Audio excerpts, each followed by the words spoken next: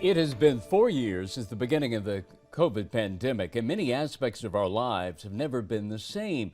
This week on Great Day, we're taking a look at COVID's aftermath and how we're still feeling the impact. Congress approved more than $5 trillion in pandemic aid, with new estimates showing up to $1 trillion of that was stolen or misallocated. But the harm didn't end when the pandemic was over. Joining us today to break down the federal debt and the costs that future generations will face due to federal COVID spending is Adam Andrzejewski, the founder of OpenTheBooks.com. Thank you for being here, Adam. Great to be here, Jim. Thanks for having me back. Good to have you back. So how much of the $5 trillion in COVID aid was borrowed against our national debt?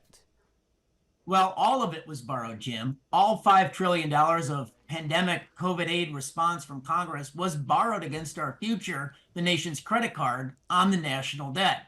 And so this happened, obviously, the start of the pandemic during the Trump administration. And Donald Trump came into office, the national debt was about $20 trillion. He left, it was $28 trillion. Biden came in at $28 trillion, and today we're getting ready to cross $35 trillion. So both presidents, both Republican Donald Trump and Democrat Joe Biden and their respective Congresses, they're addicted to spending U.S. taxpayer money.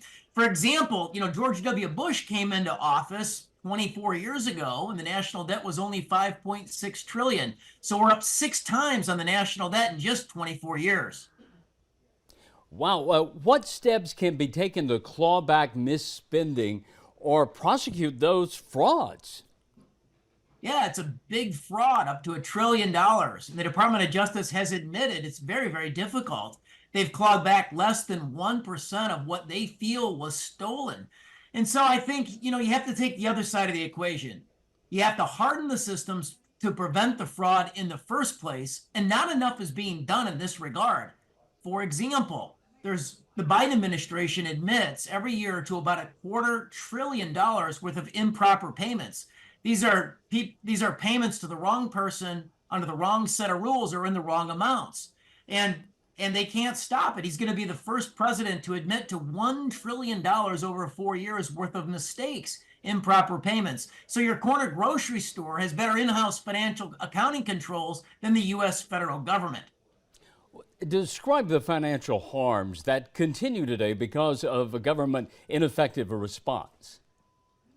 So I think the main one is inflation. With all this government money, all this borrowing against our nation's future, that's created too much money in the system.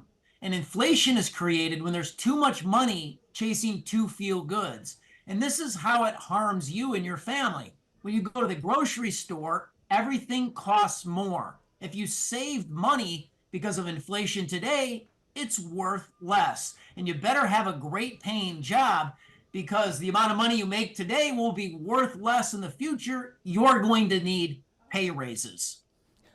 Adam, thank you so much for joining us yesterday and today. And Great Day. We'll be right back.